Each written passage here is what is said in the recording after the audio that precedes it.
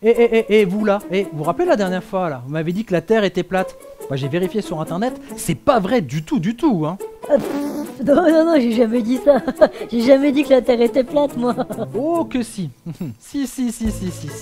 Bah non. Oh que si, et je peux même vous le prouver, j'ai mon stylo. Un stylo? Ah ouais. Ah mais moi aussi j'ai un stylo, hein.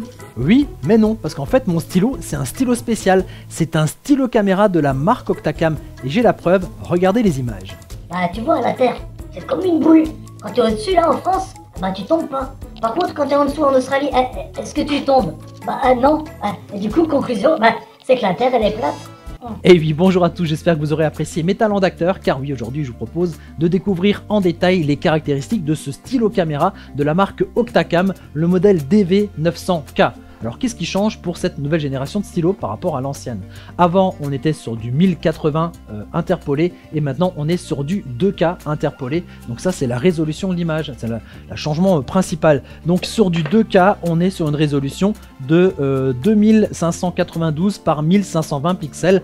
Alors attention, on est sur de l'interpolé, hein, donc c'est à dire que on va en fait remplacer les pixels manquants par des pixels approchants pour augmenter comme ça la résolution de l'image. Et sinon on est sur du natif ici en Full HD.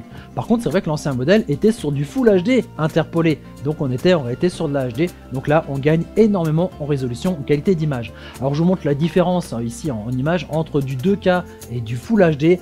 Alors la différence elle est vraiment pas énorme du tout. Pourquoi? Et bien tout simplement puisque votre vidéo que vous regardez sur YouTube actuellement est en Full HD. Voilà, mais ça vous permet de vous donner un petit peu un état des lieux par rapport à la résolution ici de cette image. Alors au niveau de l'angle de couverture comme ça de l'objectif, on est sur du 100 degrés, donc un peu plus qu'un angle droit. Donc ça permet d'avoir un mélange entre le grand angle et puis un angle un peu plus serré pour pouvoir reprendre vos images. C'est bien par exemple pour surveiller une pièce, ça peut être assez pratique. Les images sont enregistrées sur une carte micro SD qui est cachée par ici, il faut le dévisser en fait la partie du stylo. Alors la carte micro SD n'est pas fournie avec le stylo caméra, je vous mettrai un lien dans la description de la vidéo avec les bons plans qu'on a sur notre site internet. Vous prenez ensuite cette carte micro SD, vous la glissez ici, on peut avoir une capacité jusqu'à 128 Go.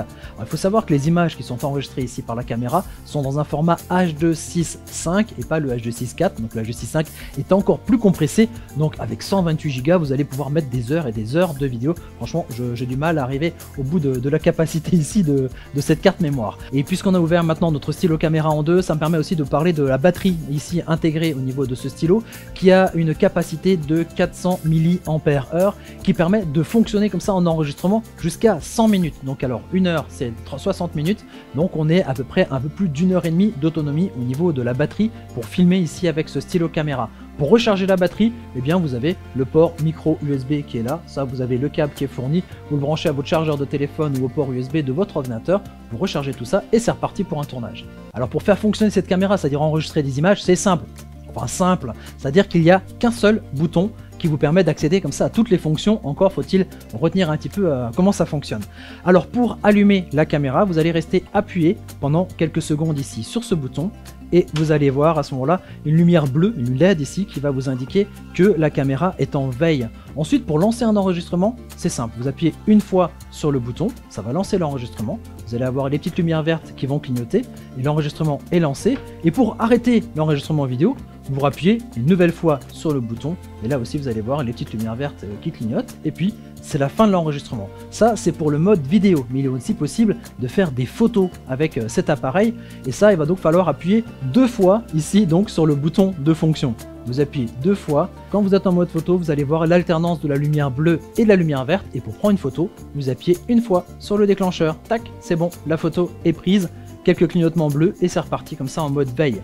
Voilà, pour revenir au mode vidéo, vous appuyez de nouveau deux fois sur le bouton. Alors vous avez peut-être vu sur la fiche produit de notre site que cette caméra a aussi un mode de déclenchement automatique d'enregistrement. Et donc pour l'activer au niveau de la caméra, alors on a déjà fait le une fois, on a fait le deux fois, donc passer en mode photo. Et bien pour le déclenchement automatique, on va appuyer trois fois sur le bouton donc de déclenchement. Là à ce moment-là, notre caméra passe en lumière verte clignotante et donc ici maintenant, la caméra est en mode détecteur de mouvement automatique. C'est-à-dire qu'en posant ici le stylo par exemple dans une boîte de porte-stylo pour surveiller une pièce, et bien lorsque quelqu'un va passer devant la caméra, il va y avoir un mouvement, ça va donc déclencher comme ça l'enregistrement, et puis dès qu'il n'y aura plus de mouvement, la caméra va se remettre en veille. Alors à savoir qu'il n'y a pas de détecteur de mouvement, voilà, comme un PIR ou autre, des choses comme ça va être un nombre de pixels qui bougent dans l'image. Donc si vous avez juste un truc qui bouge en permanence devant la caméra, à ce moment-là, elle va s'activer de manière permanente. Il faut vraiment pas qu'il y ait de mouvement, et à ce moment-là, dès qu'il y en a un, ça se déclenche. Enfin bref, vous avez compris un petit peu l'idée. Alors ce que j'aime bien aussi sur ce stylo, c'est que c'est vraiment dur de savoir où se trouve l'objectif. Je vais quand même vous donner le secret, regardez, il est juste aussi là de la patte de fixation quand vous le mettez dans une chemise par exemple, là, le stylo, c'est juste au-dessus là, mais c'est protégé par un cache. Alors on peut le baisser évidemment, quand vous allez filmer, vous allez le baisser, mais quand vous allez mettre par exemple votre stylo dans un sac ou des choses comme ça, pour éviter d'abîmer l'objectif, qui est la saleté qui se met dessus, vous avez ce petit cache bien pratique et ça permet aussi de vraiment bien dissimuler la caméra, hors tournage bien entendu.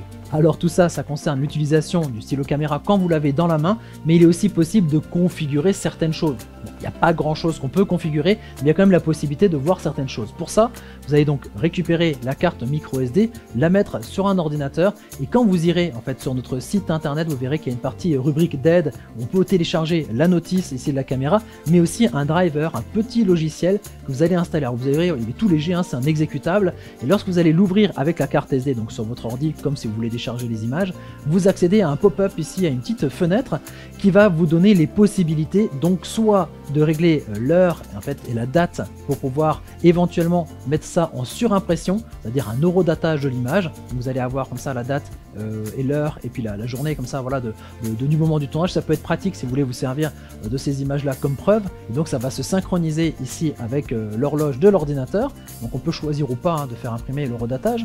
Et puis aussi autre possibilité, c'est de changer la résolution ici de la caméra, donc par défaut elle va être en 2K interpolée, donc ça je vous explique un petit peu, mais il y a la possibilité de le passer donc en Full HD, donc en 1920 par 1080 pixels. Autre réglage, c'est de passer en 50 Hz ou en 60 Hz. Alors moi je vous conseille de rester en 50 Hz, pour une fois le plus n'est pas le mieux, tout simplement puisque l'électricité en France est à une fréquence de 50 Hz, et donc ça va agir sur le clignotement des lumières qu'il y a autour de nous. Donc si vous avez des images avec des genres de voiles qui passent comme ça, ne cherchez pas, c'est que vous êtes en 60 Hz, donc passez plutôt donc, en mode 50 Hz pour éviter d'avoir ces balayages.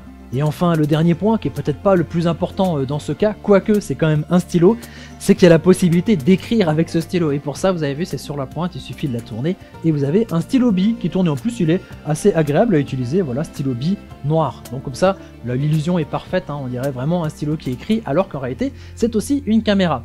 Voilà, je crois qu'on a fait à peu près le tour ici de cet appareil. N'oubliez pas de vous abonner à notre chaîne, de mettre un petit j'aime, ça nous fait toujours plaisir. Et moi je vous dis à très bientôt pour découvrir d'autres objets techno. Allez, ciao ciao.